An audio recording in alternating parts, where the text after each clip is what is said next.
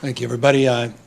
Give a brief presentation, and I just want to first, on the outset, make a comment. We have just been overwhelmed by the generosity of spirit, the number of applications that came in from an announcement we had less than 24 hours ago. We mentioned in the state of California, in order to surge our system by roughly 2/3, we needed three things. We need the physical space, we need the appropriate level of supplies, PPEs, ventilators, but the most important precious resource is people. And we had a call to people all across the state of California, people whose license had expired, people that are retirees, people that are in the profession but haven't finished their licensing requirements, be it nursing schools or medical schools. Remarkably, over 25,000 people already have filled out applications on our healthcorps.ca.gov website. Over 25 licensed Californians, phlebotomists, radiologists, EMTs, doctors, nurses. A remarkable spirit and a remarkable number of individuals that stepped up and are willing to step in to meet COVID-19 head on. So I want to just begin my comments by thanking all 25,000, and those of you that are out there that have the kind of expertise, that may have retired recently or are looking to get their license renewed, please check out the healthcorps.ca.gov website and contribute your time in a compensated manner to meet this moment. We're also getting a lot of questions at this moment about masks, not just N95 masks, not just surgical masks, not just masks for our frontline employees, particularly our healthcare professionals, but people that are in the grocery stores wondering if they should have a mask, people walking the streets, walking their dog, going to do essential business in the state of California, whether it's appropriate for them, whether it's advisable for them to have face coverings. We've been processing this over the course of the last number of days. There's a number of viral videos that are filling up my inbox. I imagine many of you watching as well, Czechoslovakia and other parts of the globe that have moved aggressively to advance protocols on face masks or other kinds of face shields and the like. We have a team that is considering guidance in this space to make recommendations whether or not we think this is appropriate. But let me caution on this topic a number of things. We are in real need of traditionally, surgical masks and these N95 masks. We are out there sourcing them from all around the globe. We have distributed some 32.4 million N95 masks to date, 32.4 million N95 masks, but we have ordered over 100 million of these masks. We need 100+ million N95 masks just to meet the needs within our healthcare delivery system. The concern we have when we talk about face coverings in masks is people run to get the N95s or they run to get the surgical masks, of which we are procuring tens of millions of surgical masks at the same time. And so we want to be cautious in this space. We want to be guided by science, and I'll just say this respectfully, science is a bit incomplete in this space. A lot of people are promoting face coverings and masks. Others caution that it is not a substitute for physical distancing, which it is not, and that it could create a sense that it is and may reduce the protocols that have worked so effectively so far here in the state of California.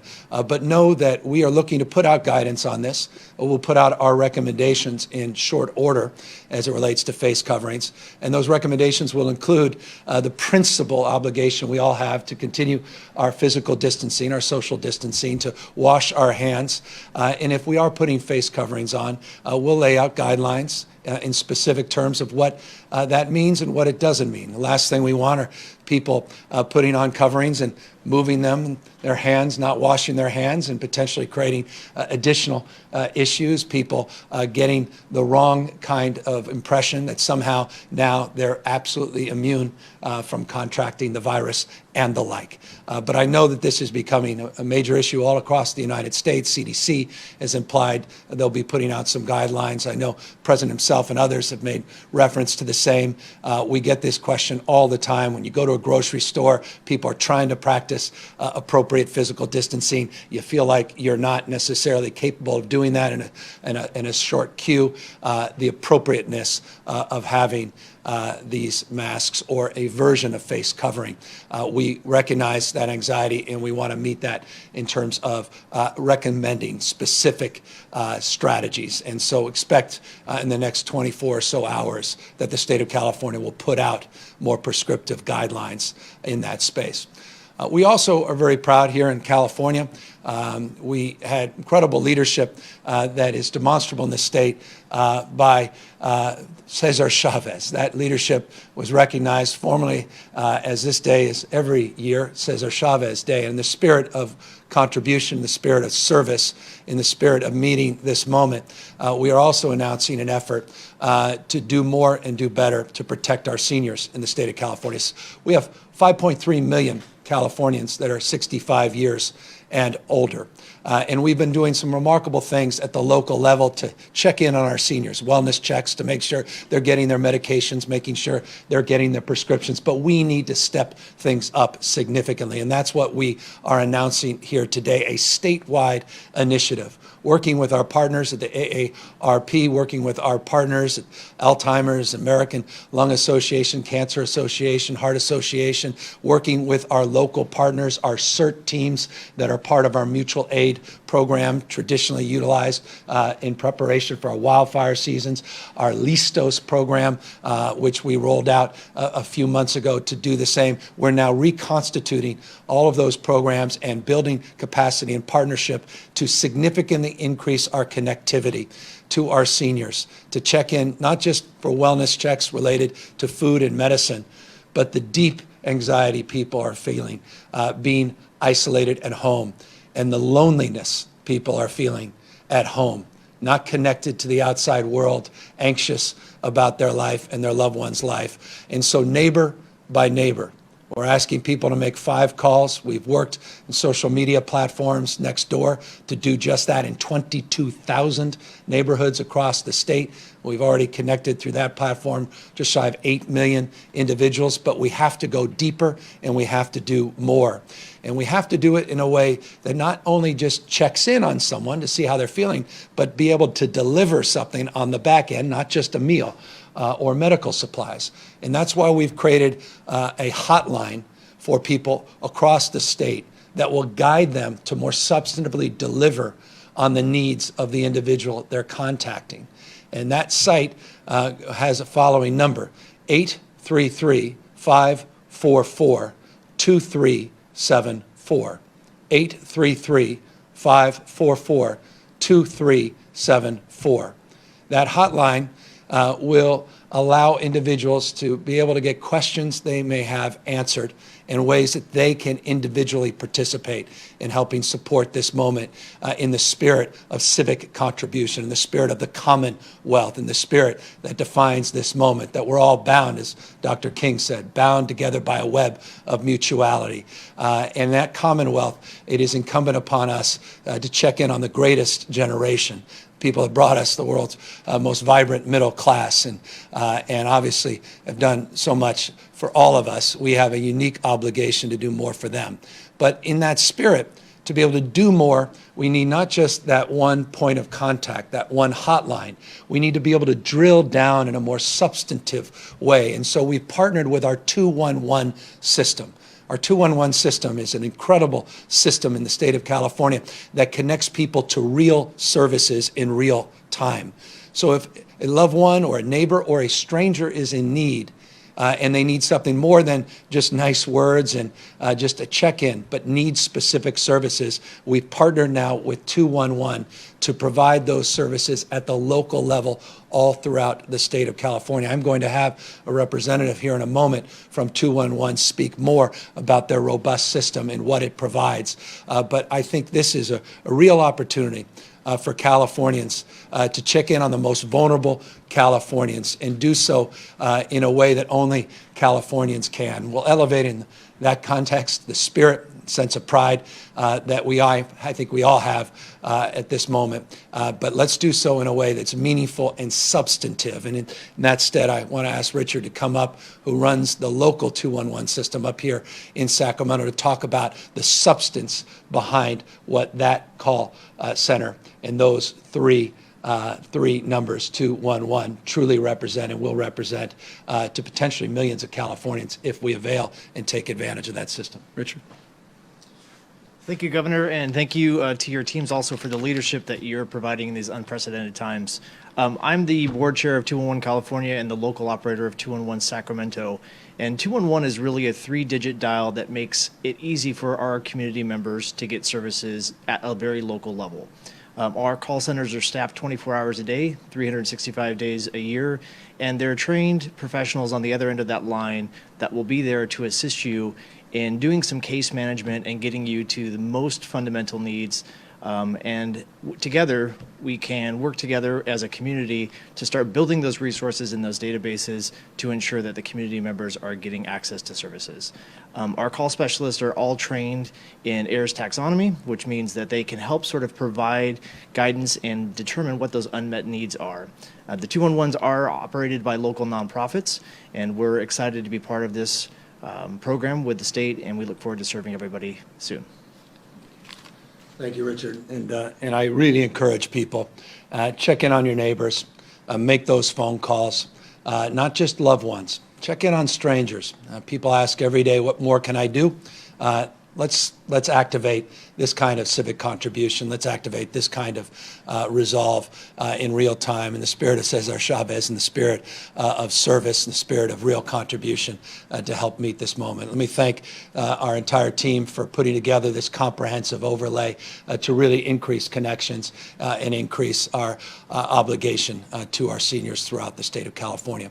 Let me as well just update all of you on the latest numbers in the state as it relates to the number of positives, 6,932, number of deaths, tragically 150 in the state of California, the number of hospitalized individuals with COVID-19 and the number of people on ICUs.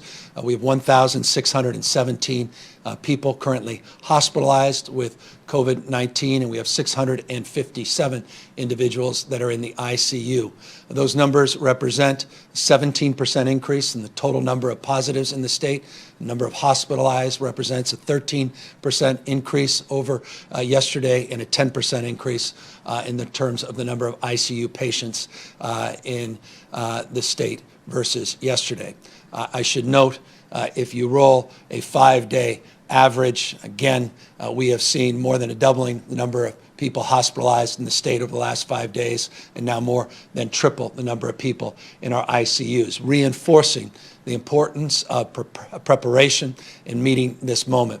In terms of the preparation, I mentioned the incredible response yesterday. Again, 25,000 people strong through healthcore.ca.gov. Again, licensed individuals. These weren't just people randomly checking in and welcoming themselves to a website and looking at it. These are people filled out forms with their specific license number, and they're ready to contribute. And we're triaging every single one of those individuals and looking at the geographic distribution so we can meet the moment, because we recognize in California we're many parts but one body, and different parts of the state have different needs. And so we're looking at the geographic disbursement of the individuals that are willing to participate and making sure that we are appropriating our surge capacity from a bottom-up perspective. By the way, I just want to thank again Facebook for their $25 million contribution to help with stipends for those same individuals, for accommodations in hotels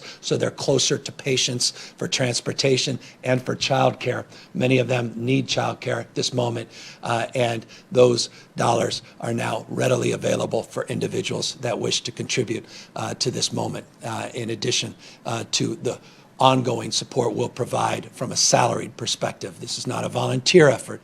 Healthcare or health core.ca.gov. It is fully reimbursed beyond, again, the stipends that will be provided through the private sector. We in the state continue to do more to find respirators and ventilators. Let me specifically talk about ventilators. You've heard me say in the past the number of ventilators that we've identified in the state, 4,252. 2,000 of those being purchased through our Department of General Services from overseas, from China, the rest in hand. With that, we have a call out to get another 5,000+ ventilators. Our goal is about 10,000 ventilators. We have requests in from the federal government, national stockpile, and we have requests out from all across the globe. But one of the most spectacular responses, and I don't say that lightly, and I don't say that without consideration because I don't want to express hyperbole, but I cannot impress upon you more how pleased I was to get a call back from Virgin Orbit. These are the folks that make rocket engines, launching systems. They're here in the state of California, down in southern part of the state, down in Long Beach area. They met the call and now already in action, prototyping respirators that are not as nuanced and comprehensive as the respirators, or rather the ventilators that so many of us are speaking of. These are less complex but can meet the moment and are more readily available. They're bringing up a prototype in the next 48 hours right here at the State Operations Center, and they're already running additional prototypes to help not just the state of California, but to potentially help other parts of the country.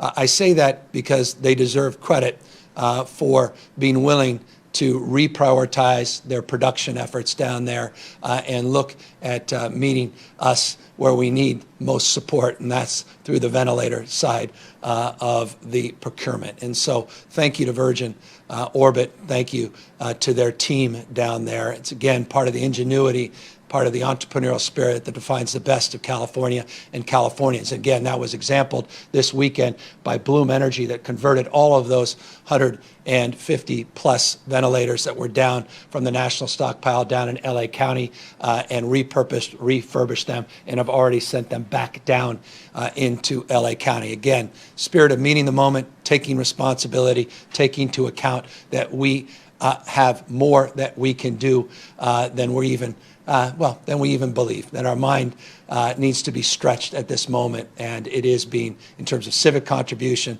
in terms of people, the private sector stepping up in ways that really do justice to what makes this great state what it is today. So that's broad strokes an update. I'll just close with one additional update, and that is census. We have to fill out those census forms. Many of you are at home appropriately. Fill out the forms. Send the census forms in. Tomorrow launches our census process. It ends December 31st. We may need to get that extended. That's another conversation. But please fill out your census forms. That's about representation. That's about remuneration. It's about appropriately getting supported from the federal government and making sure that our state gets its fair share. And we don't get that unless you fill out those forms. And obviously, the census process and protocols have changed since COVID-19, but that doesn't mean we're not going to be aggressive in sourcing as much as we can in terms of people's contribution. I will forgive me, one additional final point. I signed an executive order yesterday that we refer to as an omnibus executive order. Don't mean to confuse people, except to say it had a lot in it. But one of the things it had in it is very important to small businesses, and that's a 90-day extension. If you're a small business person, you have a 90-day extension on paying your sales taxes to the state. We also have license extensions, fee extensions that were also part of this package. As a former small business person myself, this I hope comes as welcome news. We continue to want to do more on commercial evictions.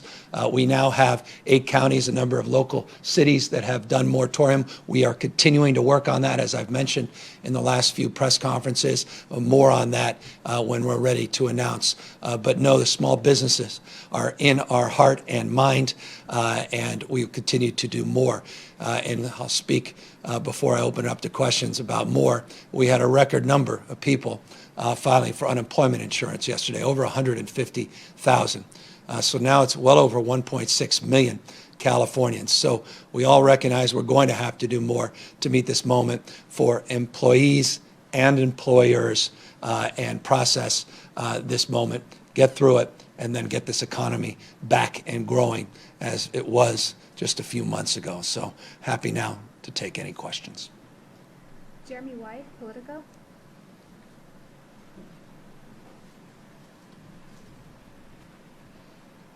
Jeremy White, Politico. Hear me? Jeremy, we can Hello? hear you. Can you hear me? Yes. Can you hear me? Yes. Hello? Okay. Perfect. Hey, Thanks. sorry about that. No Thanks as always, Governor. Thanks, You sir. mentioned what the state is doing to procure enough ventilators and respirators. A week ago, you expressed some concern that California's large purchasing power there could work to the disadvantage of other states. Today, the governor of New York, Andrew Cuomo, said it's basically like eBay with other states, including California, essentially bidding one another up. And so I'm curious to know, to what extent is that a concern that California's purchasing power is coming at the expense of other states?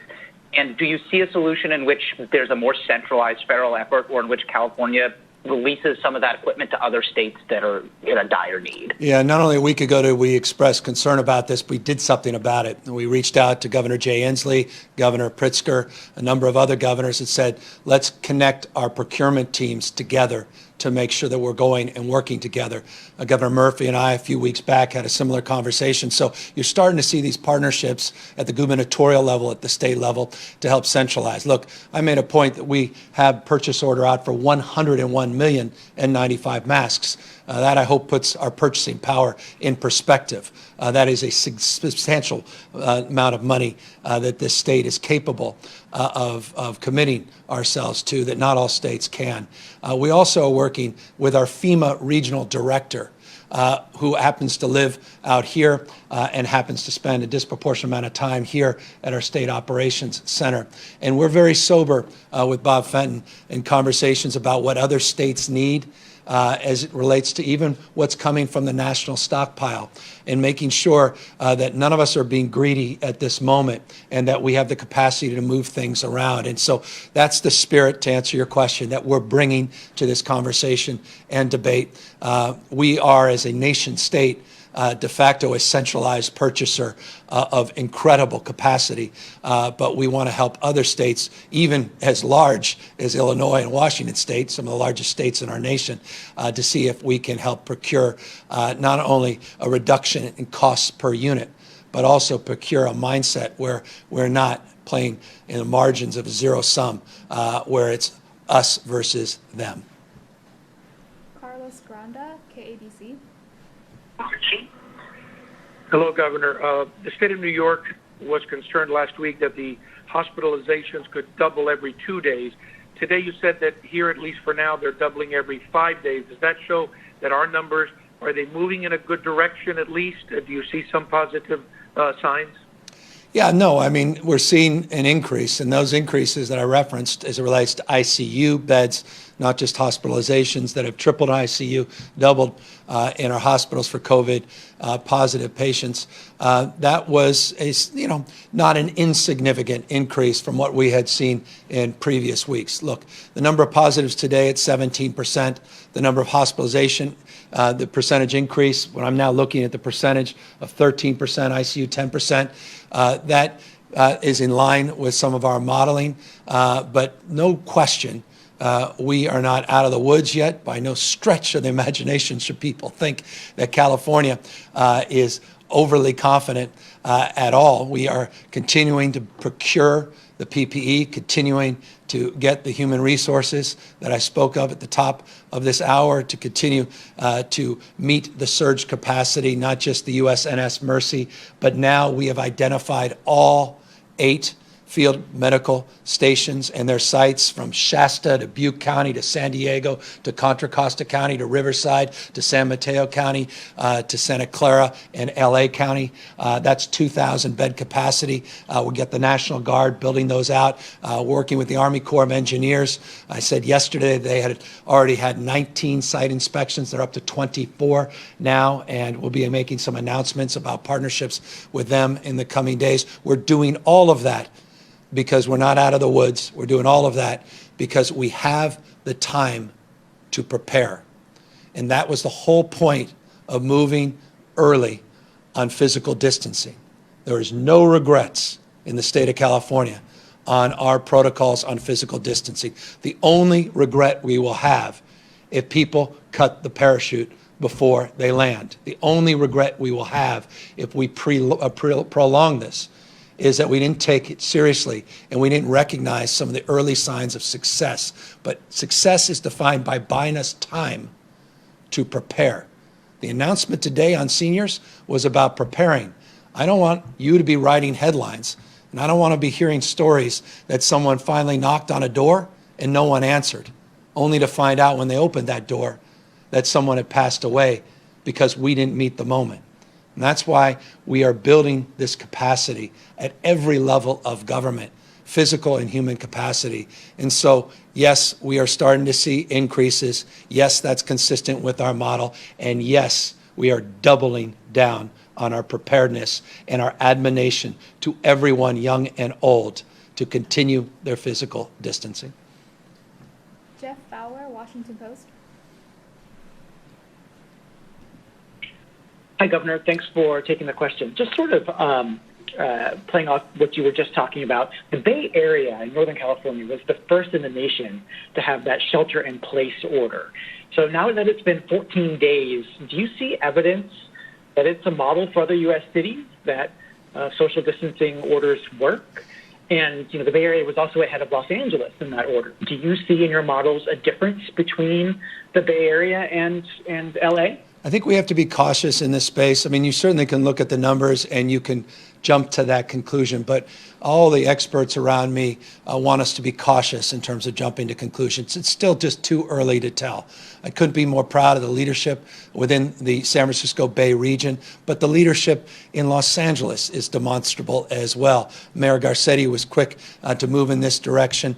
So was the county. They all supported the stay at home for 65 and older, our seniors, which predated even those local announcements, and they began their preparations very, very early. So I think it's a sum total of all of these parts. But again, talk to me when we're doing our post-analysis, our post-action reporting. We are taking nothing for granted in this state, and we are doing everything we can to take advantage of these moments, not only to increase our surge capacity, but to continue to promote the slack within our hospital system that we have been able to advance by reducing the census, by eliminating those elected surgeries weeks ago in many instances, that are providing bed capacity that wouldn't even exist outside a COVID-19 epidemic. Phil Willen, LA Times. Governor, hi. I hope you're doing well. Thanks, Phil. This morning at the San Mateo County Board of Supervisors meeting, officials there expressed grave concern about the lack of PPE at Sinton Medical Center and also the need for more staffing.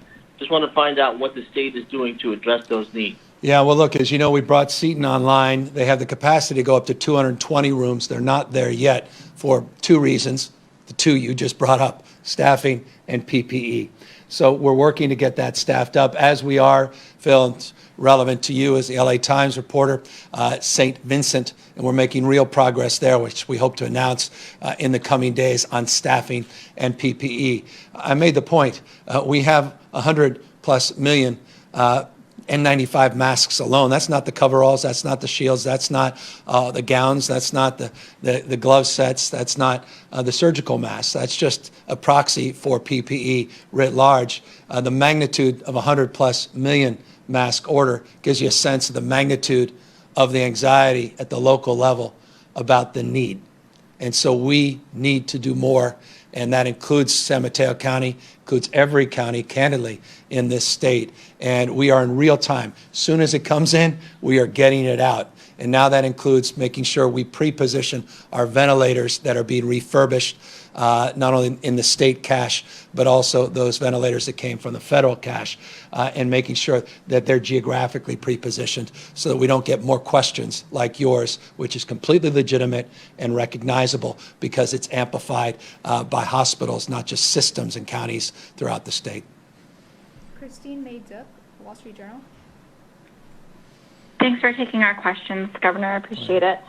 You talked a little bit about the modeling and how, the state's increase in numbers recently has kind of matched their modeling. There's modeling coming out of the University of Washington researchers as well that has demonstrated that California so far is starting to flatten the curve that they had expected initially last week, that the total number of deaths in California could be in the 6,000 range. Now it's down to the 4,000 range. Does not match the modeling that the state has been doing. And we also wanted to know, how early you and others in the state looked at modeling and how that played into your decisions early on to do social distancing measures. Well, we leaned in on the modeling very aggressively and generated a little controversy around putting out numbers in a very forthright manner that generated some headlines and some anxiety, but it was a proof point of our modeling protocols and practices. I mentioned at the time that we had early on, before we even socialized publicly, began our modeling protocols using not just our traditional health system modeling, but supplementing it with geographic movement and information that's publicly available from companies like Facebook and Google and others, working with Esri, working with Blue Dot, and looking at travel propensity within populations within the state and running models along those lines before we socialized the quote-unquote attack rate that we did. That modeling is iterative. That modeling is constantly being reviewed, updated. We got John Hopkins numbers that we overlaid, obviously, with the anxiety that we all had around what was happening in Italy. We had updated our modeling in real time a week or two ago around issues that were self-evident in Spain, not just Italy, and other parts of the globe. But I will say this, to be truthful and candid, the current modeling is on the lower end of our projection as I talk to you today. Very easily tomorrow, I could say something differently. And that's why just one has to be very cautious about this. We run best case, worst case, and a likely case. But it assumes the most important piece, not AI, not big data, not just mortality rates, hospitalization, and ICU rates from other parts of the state or around the globe. It is absolutely required of individuals to make the determination themselves of what those models look like through individual decisions. And modeling means nothing if individuals don't continue to practice physical distancing, social distancing, and continue to do the right thing at the stay-at-home order. That is the most profound and impactful part of bending the curve. And I think because Californians have done such, I think to date, an exceptional job of meeting this moment, and we see that in the data of movement that we have throughout the state, not just anecdotal as you walk or drive around, but we continue that practice, then I think we can meet this moment. But again, these numbers are dynamic. And a week ago, we were not anticipating necessarily a tripling in a few days, the ICU beds. We saw a 10% reduction, or down 10% increase, forgive me, yesterday. But it just shows you the dynamic nature. But I think it's well within our current projections. But I caution how we report those. Kathleen Renane, AP. Hi, Governor. I just want to understand a little bit more your comments yesterday that our peak is probably going to be in mid-May and how that peak relates to our hospital capacity. So you've talked about a surge capacity need for 50,000 additional hospital beds. So under our modeling, when we hit our peak, are all of those beds filled up? When we hit our peak, is that when we start needing those surge beds? How does the peak kind of match with our available hospital beds? So first, thank you for bringing up the 50,000 number, and I'll remind folks and folks that haven't been watching prior, the 50,000 number is phase one. When we launched the 50,000 number, when we made that public, 75,000 beds licensed within the existing 416 hospitals. The 50,000 phase one surged to 125,000 rooms that we are looking to procure, of which 30,000 would be done within the hospital system, a 40% surge for the hospitals, and then the rest would come from the state. That was phase one. As it relates to our modeling, that is true. People are talking a lot about when's peak. I saw a headline today, someone saying peak in the country maybe April 15th. That does not reflect California's reality based on our modeling today. We expect that peak, as you suggest, as was mentioned by Dr. Galley yesterday, more likely in May. There is a worst-case scenario, phase two of our planning that we are working on with our Office of Emergency Services, Mark Gilladucci and others, working with the Army Corps of Engineers, working with our teams here that have capacity that's substantially greater than 50,000. Let me be specific. You heard from me a few weeks ago.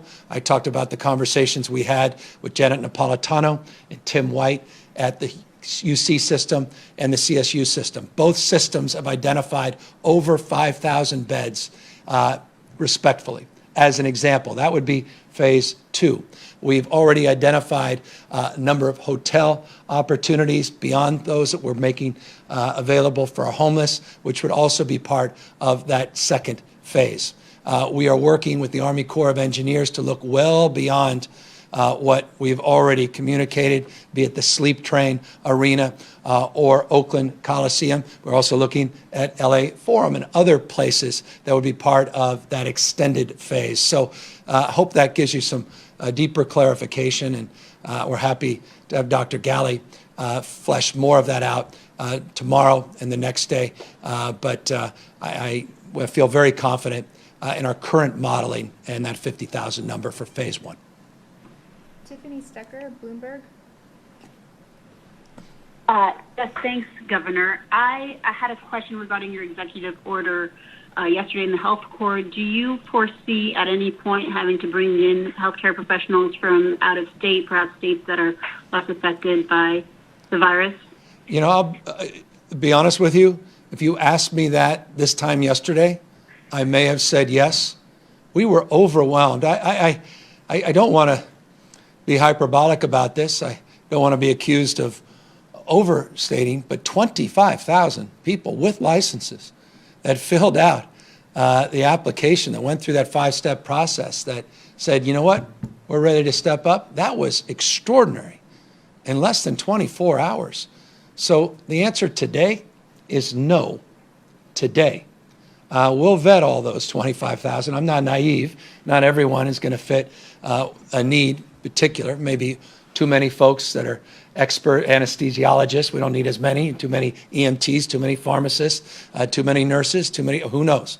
But I feel like based on the spirit that I've seen the last few days, that we can meet this moment domestically within the state. And to the extent we have capacity beyond that, we're going to make ourselves available to anybody across this country that needs support as well.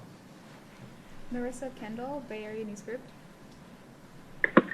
Hi, I was wondering, we've had several coronavirus infections reported here in the Bay Area among local grocery store workers. Yeah. And I was wondering if the state was doing anything to ensure the safety of those folks who work in essential fields like grocery stores and still have to go to work, and prevent them from getting infected, as well as infecting the customers who need those services. I appreciate the question. I mentioned a couple of days ago on it deserves to be restated. A close friend of mine, John Grant, who runs one of the largest grocery unions in the United States, UFCW, here in the state of California. John called me very emotional about the loss of a life of one of his members and said, you need to be reminded, Governor, that the grocery lines are also the front lines of this virus. And my members are showing up to work not on the unemployment line. They're volunteering themselves, and they're quite literally now putting their lives on the line to make sure that they meet the essential needs of Californians all up and down this state. And there was a frame of heroism in his recognition of his members, and I think it deserves to be socialized with the rest of us. These folks are putting their health at risk, and they are meeting the moment. And to answer your question specifically, we need to do more for them. And we haven't done as much as we need to do for them to provide them the kind of breaks that they need to wash their hands, to provide the kind of support they need to get protective gear, and to make sure that they're safe and healthy. And I want you to know that I don't just identify a problem, we're trying to solve that problem in real time. And we're working with the grocers, representative associations, and the unions to see if we can accommodate more appropriate safety measures for those grocers that you rightly recognize deserve our respect and in some case reverence. Felix Michelson, Fox 11. Thank you, Governor. Alex Michelson here. Big picture question about you. This has got to be the biggest leadership test of your life. I'm wondering, how are you doing right now? And also, to that point, to see the extraordinary, as you mentioned, 25,000 Californians coming forward and all the different Californians coming in, all different businesses and everything that they're doing, what you make of the way that California is responding to this and what the rest of the country can learn from what California is doing. There's an energy all across this country, and there's extraordinary leadership with governors of large states, small states all across this country. They all deserve incredible credit for meeting this moment. But there's something I talk a lot about, Alex, and you know this. I talk about the issue of difference between people in formal positions of authority and people that every day exercise their moral authority. Today we're celebrating the life and times of Cesar Chavez, not the former governor of California, but one of the world's great leaders, happened to be from California and led the work to organize the farm workers and have provided so much bounty that so many of us take for granted. What he had was moral authority. And leadership, I'm discovering at this moment, can be found everywhere. Individuals every day leading a cause at a church. And by the way, the churches are stepping up to reach out to our seniors. A leader in a school, I saw a DIY or DIY, do-it-yourself model that came out of a local high school of how to do shields. No one asked that young girl to do that. They just put themselves on the line. That's leadership. So I'm just one of many in this state, one of millions, I think, of leaders that are discovering their own capacity and their unique capacity to meet this moment. I'm inspired. You want to ask how I'm doing? I'm inspired. I've never been more damn inspired in my life. To see that number, just 25,000 yesterday alone of professionals that are willing to come out of retirement to put their lives back on the line, knowing that the PPE may not be there when they go back out onto the field or onto the hospital room, into the hospital room. That makes me sleep well at night. And so thanks for asking. No one asked that question. I appreciate it. But no, when you have the privilege that I do of representing the state, that will enliven your senses and distill a sense of well-being that makes me feel very, very good about this moment. Final question, Ben Christopher, Cal Matters. Thanks again for taking the time, as always. Kind of a policy-making question. So given that we're now almost in April, at this point, do you see a need for any changes to the legislative calendar? And do you think the legislature should start preparing to legislate remotely in order to either meet the June budget deadline or to pass any other urgent legislation? And also start to double up, but if you could also just provide an update on your meeting with the county superintendents and how the state is doing to make sure that kids are getting educated across the state. I appreciate that too. Thanks. Thank you for both questions. I had a wonderful call today with the leaders of both the Assembly and the Senate, Tony Atkins, the Senate, Speaker Rendon. We had precisely this conversation, reference to your question of what we expect, what we need in terms of the calendar, what the members expect, what they need. And so all I can say is that's fluid. There is no time certain to come back in session. They have been extraordinary. I cannot say more about both leaders and the members have been incredibly accommodating and patient under this very difficult circumstance. So I don't have an update for you in that space except to say it's their houses, legislative branch, and we will support them and accommodate them, but they are being incredibly deferential to the experts, our health experts, and the needs of their membership in communities all up and down the state, and we're all trying in real time to accommodate their needs and ultimately accommodate that calendar. I have no expectation we won't meet the fundamental urgent tasks at hand as it relates to the budget well before those deadlines. And as you know, with a lot of these EOs, we're extending deadlines across the board to accommodate for all kinds of other realities that are parcel of the COVID crisis. So it relates to the schools. Let me just say this, and I don't mean, particularly it's the last question, to leave you wanting, but I want to be specific. We've been having conversations with the superintendent of public education. He led the call yesterday with all 58 county superintendents, talking about the issues of congregate meals, talking about distance learning, talking about what's working, talking about what's not. But he also talked about the calendar. He talked about the summer coming upon us. He talked not just about the calendar this spring, but the fall calendar. Talked about how people in communities large and small, districts large and small, have different dates of expectation when they may or may not come back. We are working together to go together to formalize a much more robust framework. And so I'm going to leave you with that expectation. And forgive me, I know I'm going to leave you wanting, that we need to be more precise. There's 73 districts, I can be precise in that respect, that are providing congregate meals. We are working in real time on best practices in distance learning. And by the way, governors across the country are working off our guidelines on distant learning. And I'm very proud of that because of the good work of the superintendent and Linda Darling-Hammond. But we have more work to do, internet connection, rural issues, and still trying to address the anxiety of parents like me and my wife and millions of others about whether or not kids are going to go back to school this calendar year or not. I have been clear in my belief they will not. But let me announce formally what the superintendent of public education believes and the superintendents believe, and expect that announcement in the next day or two. Let me thank everybody for, once again, their patience, their participation, and more than anything else, very briefly, let me just thank all of Californians that may be watching, that you continue to do the extraordinary and heroic work that you've done to keep people safe, keep people alive, continue to make the individual decisions that in the aggregate are going to, I think, exceed expectations and meet this moment. Practice physical distancing. We'll get you guidelines and clarity on these facial coverings. We'll do more to give you clarity in the next day or two on the schools. And again, I just want to express deep appreciation and gratitude to millions of Californians. And let's continue to stay the course. Thank you.